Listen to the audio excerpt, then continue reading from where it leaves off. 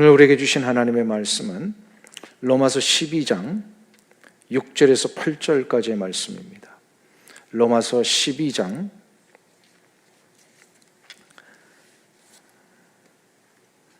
6절에서 8절을 우리 석절인데요, 같이 한 목소리로 봉독하겠습니다. 우리에게 주신 은혜대로 받은 은사가 각각 다르니 혹 예언이면 믿음의 분수대로, 혹 섬기는 일이면 섬기는 일로, 혹 가르치는 자면 가르치는 일로, 혹 위로하는 자면 위로하는 일로, 구제하는 자는 성실함으로, 다스리는 자는 부지런함으로, 긍휼을 베푸는 자는 즐거움으로 할 것이니라. 아멘. 지난 시간에 우리는 교회 안에 각각 다른 은사가 있다라는 것을 살펴보았습니다. 그래서 그 각각 다른 은사는 한 몸된 교회 안에 여러 다른 지체의 개념을 우리가 가지고 있다라고 했어요. 그 중에 가장 첫 번째 되는 은사가 예언의 은사라고 했습니다. 그 예언의 은사에 대해서는 이제 더 이상 설명을 안 해도 될 것 같고요. 그 두 번째 나오는 은사가 오늘 본문에 의하면은 섬기는 은사입니다. 섬기는 은사를 우리가 좀 더 자세히 살펴보기 위해서는 세 가지로 나눠서 살펴봐야 합니다. 첫 번째로, 섬기는 은사는 과연 어떠한 마음으로 하는 은사인가? 그리고 섬기는 자는 어떠한 위치에서 섬겨야 하는가? 그리고 마지막 세 번째로, 섬기는 일은 누구에게 하는 섬김인가를 꼭 생각을 해봐야 합니다. 그럼 첫 번째로, 이 섬기는 은사를 받는다라고 하는 것은 어떠한 마음을 가지고 섬기는 것이냐, 이것을 우리가 생각해 볼 수 있어야 합니다. 그래서 섬기는 은사를 뜻하는 헬라어 디아코니아라고 하는 이 단어는 영어로 번역하면 service입니다. 즉 봉사입니다. 이 단어는 특별히 헬라어의 이 디아코니아라고 하는 단어는 식탁을 준비하면서 이 음식의 시중을 들 때에 이루어지는 봉사를 말하는 겁니다. 음식 봉사와 관계되어 있는 말이 디아코니아입니다. 가정에서 이제 예를 들면 어머니들이 식탁을 준비할 때에 자녀들에게 음식을 먹일 때는 어떤 마음으로 먹입니까? 어떤 어머니도 음식 준비하면서 이 음식을 자녀들에게 주면 저들이 나한테 어떻게 대가를 줄 것이다 라고 생각하며 음식 준비하는 어머니는 없습니다. 어머니가 음식을 준비한다라고 하는 것은 대가를 바라는 것이 아닙니다. 또한 음식 준비를 하면서 또 제공을 하면서 내 마음대로 자녀들을 한번 지배해 보겠다라고 하면서 음식 주는 분은 없습니다. 음식 먹기 위해서는 이거 해야 돼, 저거 해야 돼, 이렇게 막 명령으로 조건적으로 음식을 준비하는 어머니는 없습니다. 음식을 준비하는 어머니의 마음에는 어떠한 마음이 있기에 이 음식을 준비합니까? 그것은 한 가지입니다. 자녀들이 음식을 잘 먹고 건강하게 자랄 뿐만 아니라 그 삶 속에 음식 때문에 기쁨을 얻는 것, 이게 전부입니다. 이게 어머니예요. 서비스라고 하는 이 디아코니아 단어는 바로 이러한 뉘앙스를 가지고 있는 단어입니다. 그러니까 섬김이라고 하는 어떤 일들을 할 때에는 대가를 기대하는 것이 아니라 또 그 어떤 일을 주면서 그 대상을 내가 지배하려고 하는 의도나 목적이 담긴 것이 아니라 그냥 주는 것입니다. 섬김은 상대방을 기꺼이 나의 것을 내어주는 희생을 말합니다. 근데 놀라운 사실이 있습니다. 이러한 서비스, 대가를 바라지 아니하고 어떤 것을 지배하려고 하는 목적도 없이 그냥 내어주는 이 섬김은 그것을 주는 자나 받는 자가 동일하게 기쁨을 얻는다라는 사실입니다. 그리고 위로가 이루어진다는 사실입니다. 그리고 회복이 이루어집니다. 그래서 어머니의 경우를 한번 보세요. 어머니가 가정에서 자녀들에게 음식을 주는 것은 굉장한 희생이고 수고입니다. 그래서 정말로 피곤한 몸을 아침부터 일어나서 그 아이들을 위하여 음식을 주는 거 힘들지만, 그러나 어머니의 마음에 뭐가 있습니까? 힘든데도 기쁜 겁니다. 자기 자신의 희생 때문에 결코 힘든다고 해서 내가 이렇게 힘들게 하는데 너희들은 이렇게 해야 돼 라고 하면서 음식을 주면서 지배하려고 하지 않는다는 거죠. 예수님께서 십자가에 달려 돌아가시기 전에 제자들과 유월절 만찬을 하시게 되었습니다. 유월절 만찬을 한다는 것은 예수님이 음식을 제자들에게 제공한다라고 하는 뜻이 있습니다. 유월절 만찬에는 크게 4가지 음식을 먹게 됩니다. 어린 양 고기와 또 무교병과 쓴 나물과 그리고 포도주입니다. 예수님께서 음식을 이제 먹으실 때에 아마 그 유월절 고기도 드셨던 것 같아요. 그리고 나서 그 옆에 있던 무교병을 들고서 예수님이 이렇게 말씀을 하십니다. 너희들아 이것을 다 받아 먹으라. 이것은 나의 몸이니라. 이렇게 말씀을 하십니다. 그리고 나서 또한 잔을 들고서 포도주가 들어져 있는 잔을 들고서 감사의 기도를 하신 후에 제자들에게 이렇게 말씀하십니다. 이것은 죄사함을 얻게 하려고 많은 사람을 위하여 흘리는 바 나의 피 곧 언약의 피니라 하시면서 이걸 다 마시라 이렇게 하십니다. 떡을 주고 드시게 했습니다. 또 포도주를 주면서 마시게 하셨습니다. 유월절 만찬에서 주님이 주신 이 떡과 잔은 무엇일까요? 예수님 자신이셨습니다. 즉 예수님 자신을 내어주신 것입니다. 예수님이 베푸신 최후의 만찬에는 그 어떤 대가를 기대하심도 제자들을 지배하려고 하시는 목적도 찾아볼 수 없습니다. 예수님의 이 음식 봉사는 모든 것을 그냥 내어주는 사랑과 희생 자체였습니다. 그런데 예수님의 이 내어주심 때문에 어떤 일이 일어납니까? 바로 그 예수님의 몸과 피를 먹은 우리들은 구원함을 받아 죄로부터 다시 한번 살 수 있게 되었고 죽음에서 생명의 자리로 옮게 되었고 우리의 실제적인 육체적인 삶은 절망이 소망으로 탄식과 고통이 기쁨과 치유와 회복으로 바뀌게 됩니다. 여기서 우리는 성경이 말씀하는 이 섬긴다라고 하는 것, 봉사라고 하는 것은 어떤 마음에서 해야 되는지를 정리할 수 있습니다. 봉사는 뭐라고요? 결코 대가를 바라지 않는 것이고 또 이 봉사함으로 그 대상자들을 지배하려고 하는 것도 아니라는 겁니다. 오직 사랑과 희생의 마음으로 다른 이를 섬기는 겁니다. 성경에 나오는 많은 이야기들을 보면 봉사는 다 대가를 바라지 않는 것이었습니다. 우리 한국 기독교가 약 140년 정도 됐는데요. 이 140년 역사 속에 굉장히 훌륭한 신학자들이 많이 계십니다.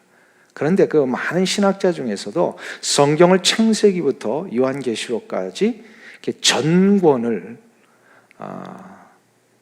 주석을 다시고 그것에 대한 해석과 신학적인 근거를 만들어 놓은 이런 전권 주석을 하신 분은 제 기억이 맞다면 박윤선 박사님이 유일합니다. 다른 많은 신학자들이 주석을 냈는데 다 부분적으로 냈어요. 어떤 분은 전권을 내고 싶은데도 이렇게 빠진 것이 있었어요. 그런데 박윤선 박사님은 전권을 창세기부터 요한계시록까지 이제 다 내셨습니다. 어떻게 그게 가능했을까? 저도 최근에 들었습니다. 이 박윤선 박사님의 평생의 그 신학적인 작업을 하시고 한국 교회를 위하여 성도들에게 필요한 이 주석을 다 다시는 동안에 그 일을 도와서 헌신했던 한 여자 성도님이 계셨답니다. 한평생을 독신으로 살면서 박윤선 목사님의 그 주석을 완간할 때까지 하나하나 도우시고 또 물질적으로 필요하면 그 일도 도우시고 이러하면서 그 모든 일을 뒤에서 섬겼던 분이 계셨다라는 이 사실입니다. 이러한 분이 자기의 어떤 섬김을 대가를 바라고 했을까요? 그렇지 않습니다. 이분은 잊혀졌던 분이에요. 어떤 분인지 아직 이름도 모르고 있습니다. 그런 분의 희생과 대가를 바라지 않는 섬김 때문에 한국교회의 유일한 정말로 켈빈과 같은 그런 업적을 남기신 신학자가 세워질 수 있었다는 사실입니다.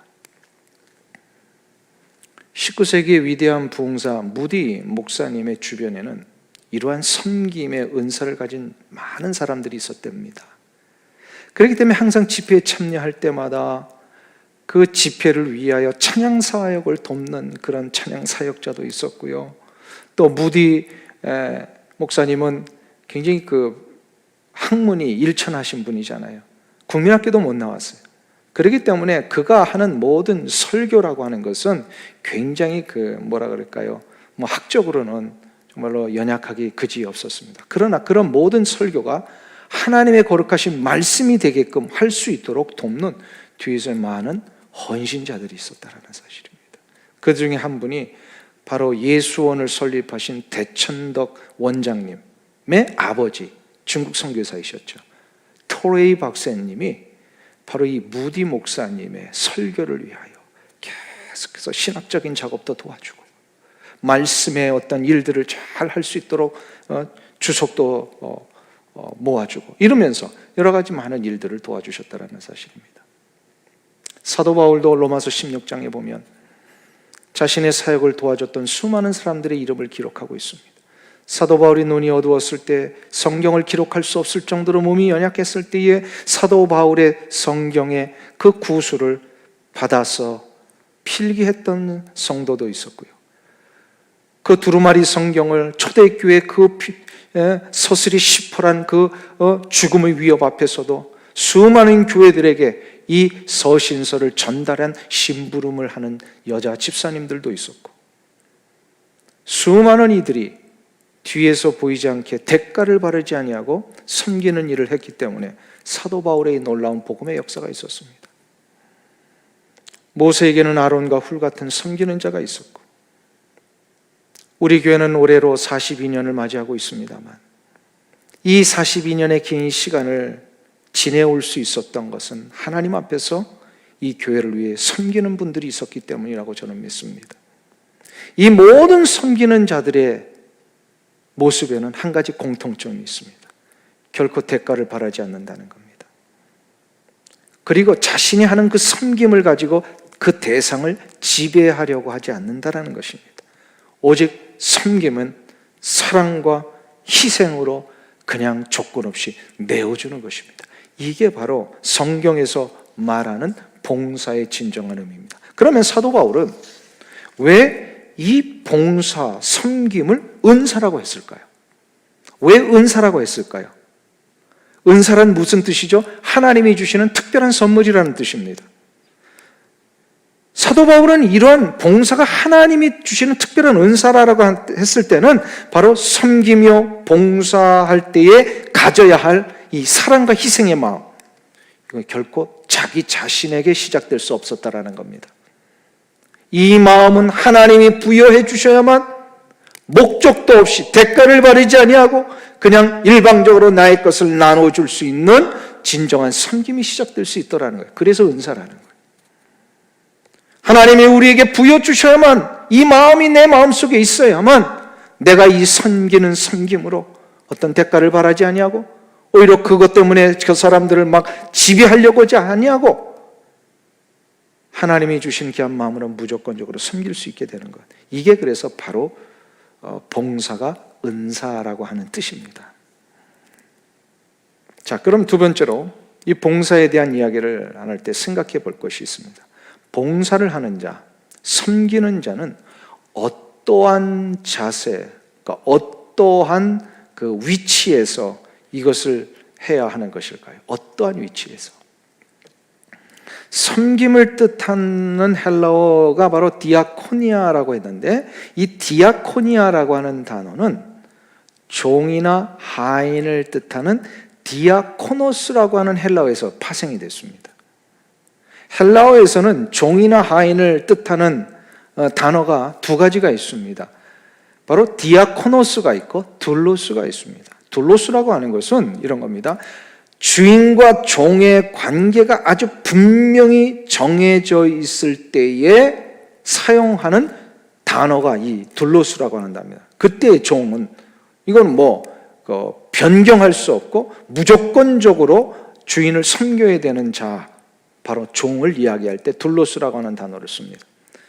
근데 디아코노스라고 하는 이 단어는 상대가 나의 주인이 아닐 때에도, 그래서 내가 명령을 받아야 할 의무와 책임이 없을 때에도 특별한 경우에 하인이 되는 심정으로, 종이 되는 심정으로 그 대상을 섬기는 사람을 가리킬 때에 종종 이 디아코노스라고 하는 단어가 사용이 되었습니다.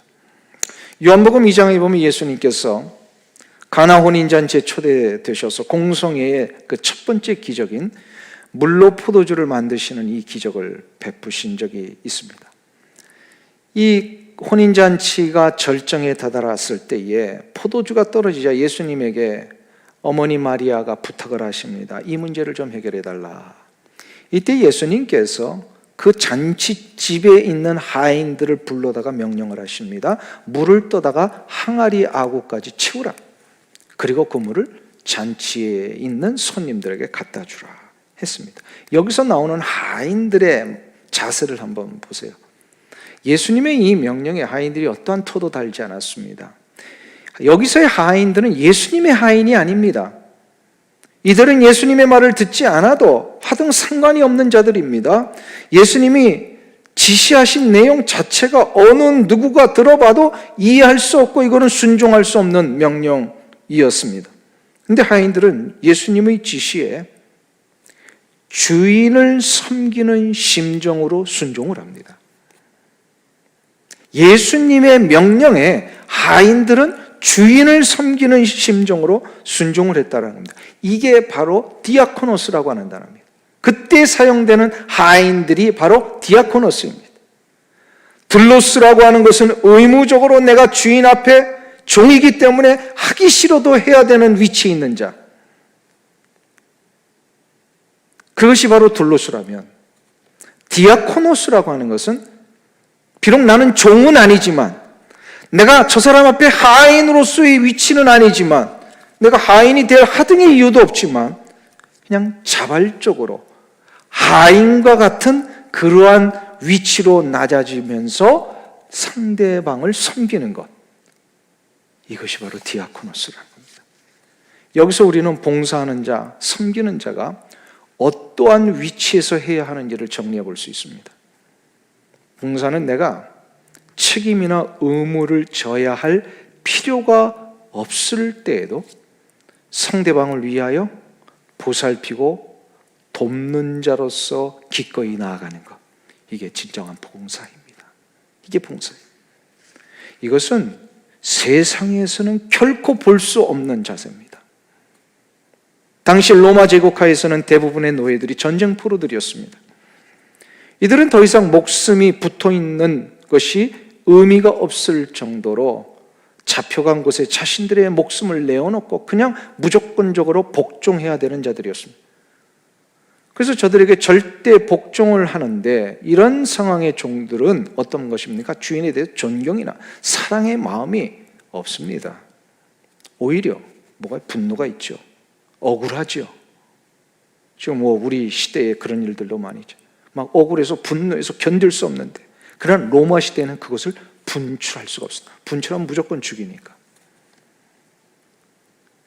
그러니까 그런 들로스와 같은 위치에 있는 종들에게는 자발적인 마음이 없습니다.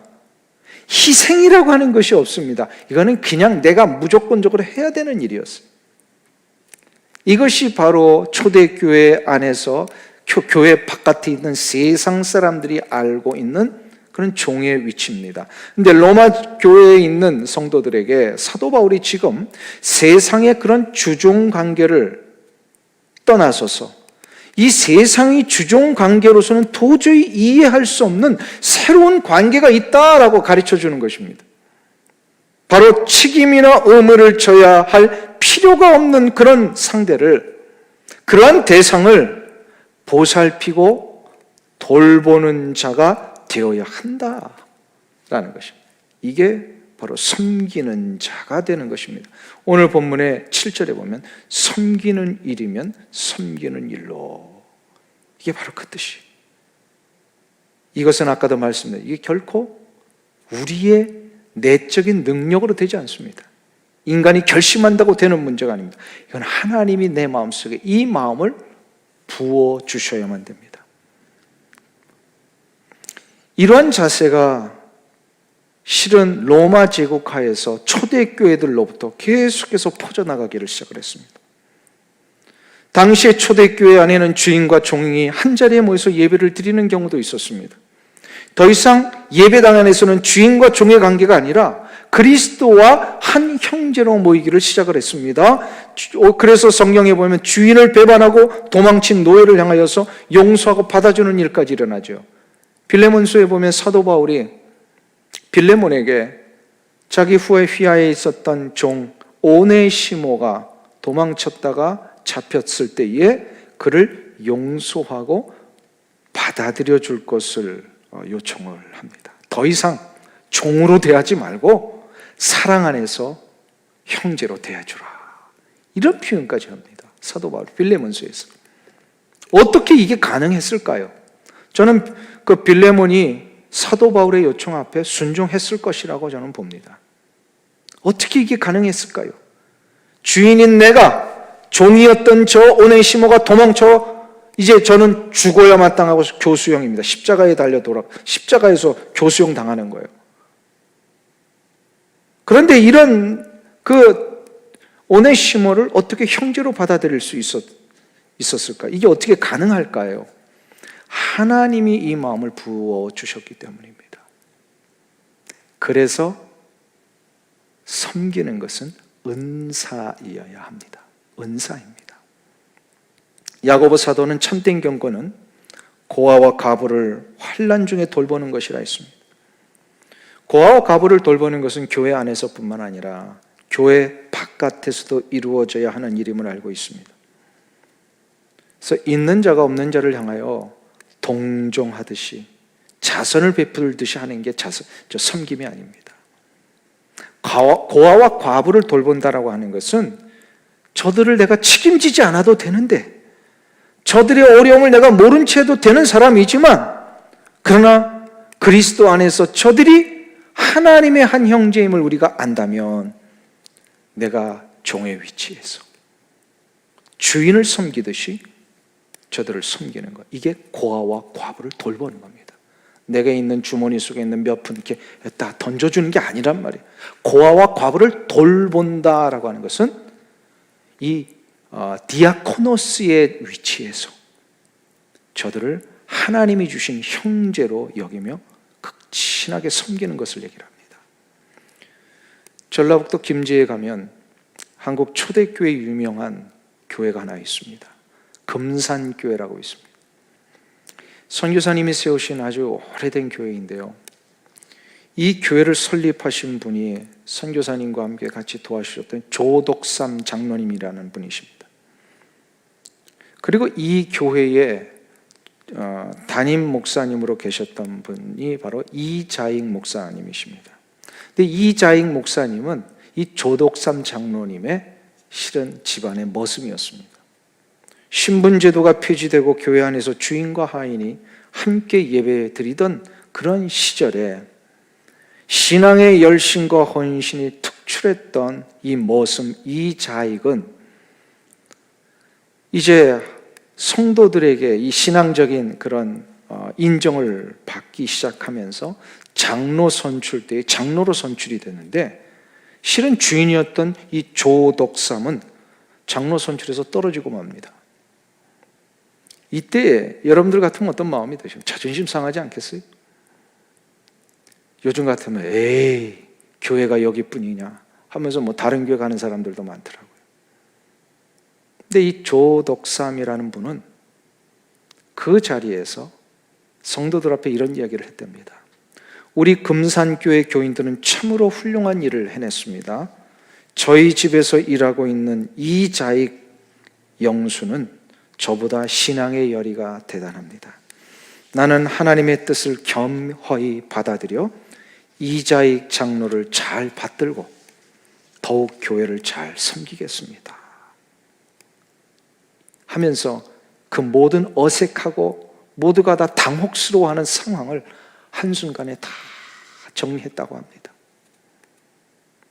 집에 돌아와서는 주인과 머슴의 관계가 되고 교회에서는 장로와 평신도의 관계가 되는 이 상황을 조독삼이라고 하는 분은 겸허히 받아들였던 것입니다.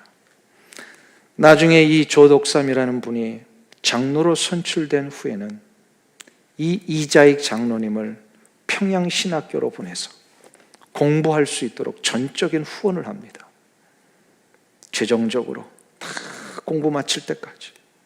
그리고 공부를 마치고 나서 목사 안수를 받은 후에는 이 조독삼 장로님과 그 금산교회 교인들이요, 이자익 목사님을 자기들의 담임 목사님으로 청빙해서 교회를 세우고 나가게 되었습니다. 당시 분위기로 보았을 때 이것은 쉬운 일은 아니었습니다. 그런데 조독삼 장로님이 이렇게 할 수 있었던 이유가 무엇일까요? 상대가 나의 주인이 아니어도, 내가 명령을 받아야 할 의무와 책임이 없어도, 그래서 자기의 상황 속에는 주인이 하인이 되고 하인이 주인이 되는 이 상황이 올지라도 기꺼이 종의 위치에서, 하인의 위치에서, 낮은 자의 위치에서 상대방을 섬기려는 이 봉사의 은사, 섬김의 은사를 그가 소유했기 때문입니다. 이것이 바로 디아코노스입니다. 이것이 바로 성경이 말하는 섬기는 은사의 정확한 뜻입니다. 이것을 가르쳐 주시기 위해서 우리 주님은 이미 십자가에 달려 돌아가시기 전에 제자들 앞에서 무릎을 꿇으시고 제자들의 발을 씻겨주셨던 것입니다. 당시로서는 도저히 상상할 수 없는 예수님이 제자들에게 무릎을 꿇으셨다. 바로 종의 위치에서 기꺼이 섬기시는 것을 보여주셨다라는 사실입니다. 이것이 바로 섬기는 일은 섬기는 일로라고 하는 성경 말씀의 뜻입니다. 그럼 마지막 세 번째로, 섬기는 일은 누구에게 해야 하는 것일까요? 어떤 대상에게? 마태복음 22장에 보면 한 율법사가 예수님에게 찾아와서 율법의 계명 중에 가장 큰 계명은 무엇입니까? 라고 질문을 합니다. 가장 큰 계명이 무엇이냐라고 하는 질문은 율법 속에서 가장 중요한 계명이 무엇입니까? 라고 묻는 질문하고 똑같은 질문입니다. 이때 예수님이 대답을 하셨습니다. 마태복음 22장 37절부터 40절에 의하면 내 마음을 다하고 목숨을 다하고 뜻을 다하여 주 너의 하나님을 사랑하라 하셨으니 이것이 크고 첫째 되는 계명이요 둘째도 그와 같으니 내 이웃을 내 자신같이 사랑하라 하셨으니 이 두 계명이 온 율법과 선지자의 강령이니라. 여기서 주님이 말씀하시려고 하시는 것은 무엇일까요? 하나님을 사랑하는 자는 하나님께서 만드시고 구원하셔서 사랑하시는 나의 이웃을 사랑해야 된다는 것입니다. 하나님 사랑하는 게 진짜 맞다면, 우리가 하나님을 사랑하는 것이 진짜 맞다면 그것은 바로 이웃 사랑의 모습으로 보여져야 되고 증명되어져야 한다는 사실입니다. 그러면 하나님을 사랑하고 이웃을 사랑한다는 것은 어떻게 하는 것입니까? 무엇을 하는 것입니까? 어떻게 하는 것이 사랑하는 것입니까? 여기서 예수님이 말씀하신 하나님을 사랑하고 이웃을 사랑하라 했을 때 이 사랑이라는 단어는 똑같은 단어를 쓰는데요, 바로 아가파오라고 하는 단어, 이게 이제 명사가 아가페입니다. 아가페적인 사랑을 말씀하셨습니다. 하나님을 사랑할 때도 아가페적인 사랑을 해야 되고 이웃을 사랑할 때도 아가페적인 사랑을 해야 합니다. 우리가 알고 있듯이 헬라어에서는 이 사랑이라는 단어는 네 가지의 뜻이 있다고 그랬어요. 첫 번째로 우정을 뜻하는 이 필리아적인 사랑, 그리고 육체적인 사랑을 뜻하는 에로스적인 사랑, 그리고 가족들 간의 이 사랑을 뜻하는 스토게적인 사랑, 그리고 마지막으로 하나님께서 우리를 위하여 보여주신 이 다함이 없으신 희생의 사랑, 이게 바로 아가페적인 사랑입니다. 근데 예수님이 지금 하나님 사랑과 이웃 사랑하려면 아가페적인 사랑을 해라 이렇게 말씀하십니다. 이 아가페적인 사랑이라는 건 뭐죠? 계산을 하거나 돌아올 것을 기대하는 것이 아닙니다. 무조건적으로 모든 것을 내어주는 사랑입니다. 하나님이 우리에게 이 사랑을 하셨습니다. 그래서 예수님이 우리가 그 사랑을 받은 자답게 이제 우리가 하나님을 사랑한다면 이런 사랑을 해야 된다는, 하나님 앞에 뭘 대가를 바라고 하는 사랑은 아닙니다. 안 됩니다. 그리고 하나님을 사랑하는 것이 진짜 맞다면 그것이 이웃사랑으로 증명되어야 하는데, 이웃사랑도 대가를 바라는 사랑이 되어서는 안 된다는 거예요. 무조건적으로 주는 사랑. 그래서 사랑을 한다라고 하는 것은요, 무조건적으로 희생하고 돌아올 것을 기대하지 않고 나의 것을 다 내어주는 것입니다. 그러면 이 사랑이나 섬김이나 지금 제가 쭉 말씀드린 이 섬김의 내용이나 같습니까? 틀립니까? 같은 겁니다. 성경에서 말씀하고 있는 이 섬긴다라고 하는 단어나 하나님께서 우리에게 보여주신 이 다함이 없으신 아가페적인 사랑이나 똑같은 그 내용을 담고 있습니다. 여기서 우리는 이제 알 수 있는, 사랑을 하라, 하나님을 사랑하고 이웃을 사랑하라는 예수님의 이 말씀은 하나님을 섬기라 그리고 이웃을 섬기라 라고 하는 것과 똑같은 말입니다. 섬김은 하나님을 섬기는 것이고 또한 사람을 섬기는 것입니다. 그렇기 때문에 이 섬김이라고 하는 것은 그리스도인들이라면 누구나 소유하고 실천해야 할 매우 중요한 은사입니다. 이 섬김의 은사는 특정한 어떤 사람들에게만 있는 것이 아닙니다.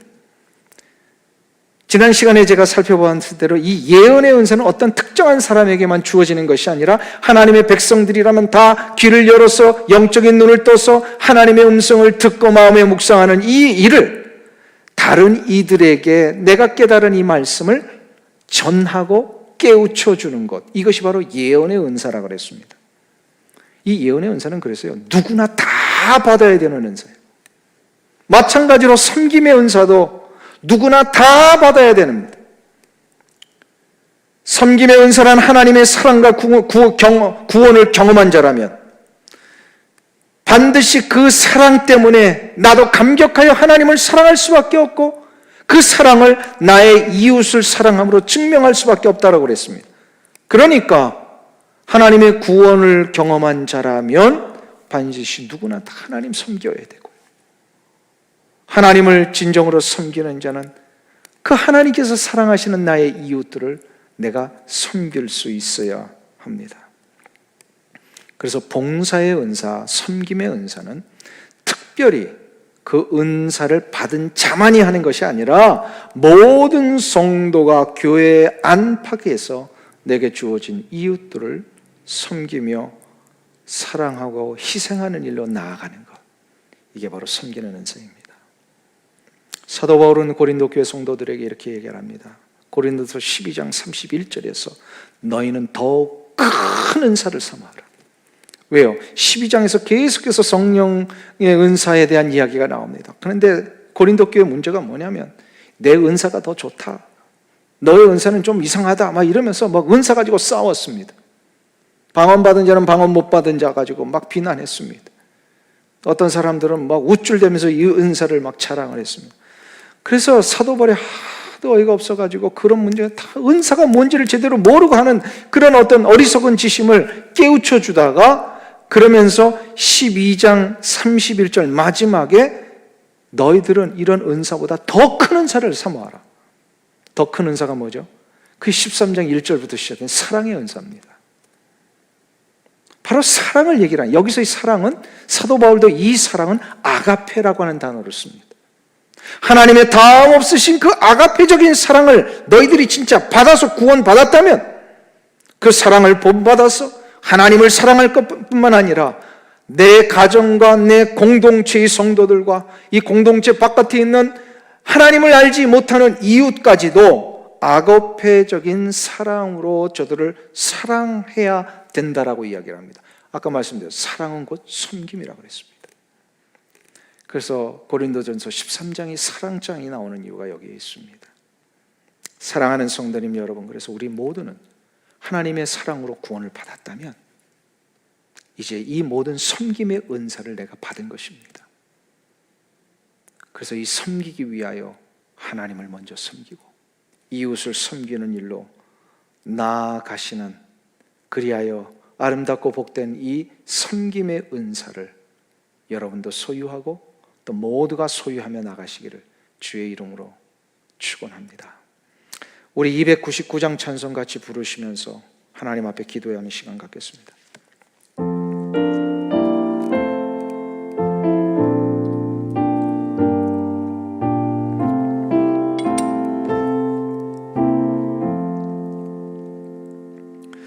하나님 사랑은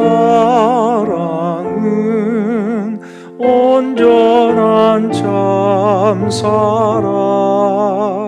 내 맘에 부어주시사 충만케 하소서. 내 주님 참사랑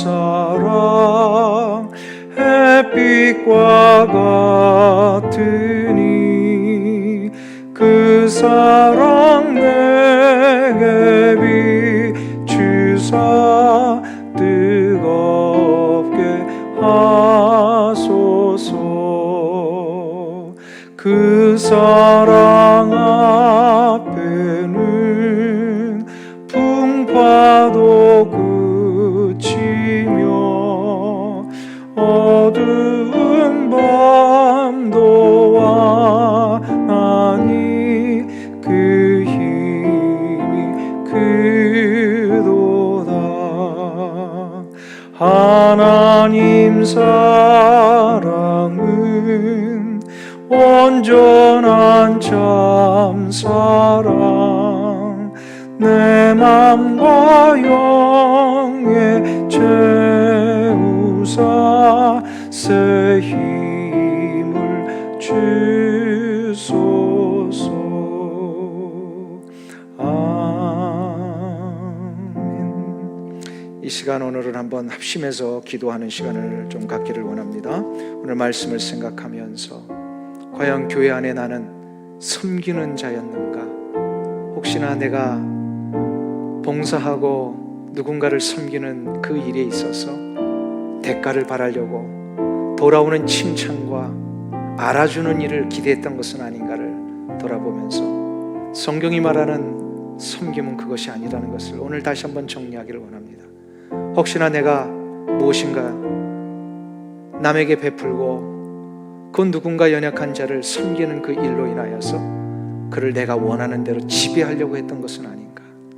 이 모든 잘못된 섬김을 다 하나님 앞에 내려놓고 용서를 구하며 다시금 다함이 없으신 하나님의 사랑, 그 아가페적인 사랑을 받은 자답게 나도 조건 없이 종의 위치에서 내 이웃을 섬기며 내 가정의 가족들을 섬기며 우리 교회 교우들을 섬기며 그리고 우리 교회 공동체 바깥에 있는 연약하고 힘든 자들을 섬기는 일로 나아갈 수 있게 하여 주시옵소서. 이것이 바로 하나님을 섬기는 자의 모습입니다.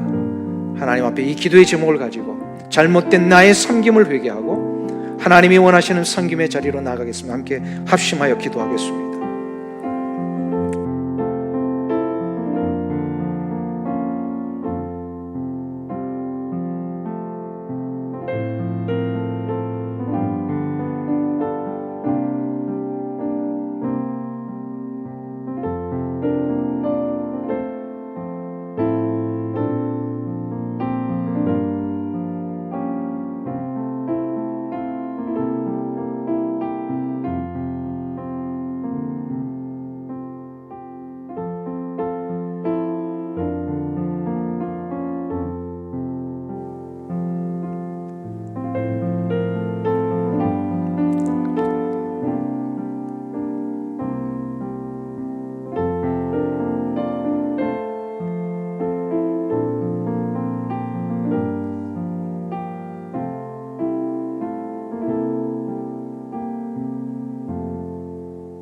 하나님 아버지, 하나님의 그 다함이 없으시고 일방적으로 내어주신 사랑 때문에 내가 구원을 받았고 하나님의 자녀가 되었음을 인하여 감사를 드립니다.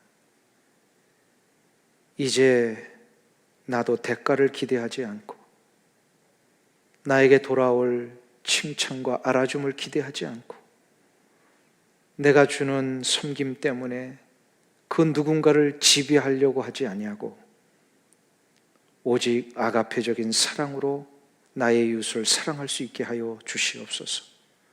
이것이 바로 진정한 섬김임을 아오니 나의 가족과 이웃을 섬기되 낮은 자의 자세로 종의 자세로 섬기며 나갈 때에 이것이 하나님을 사랑하고 섬기는 것임을 우리가 먼저 깨달으며 세상의 사람들 앞에 우리의 섬김을 증명하는 자 되게 하여 주시옵소서. 예수님의 이름으로 기도하옵나이다. 아멘.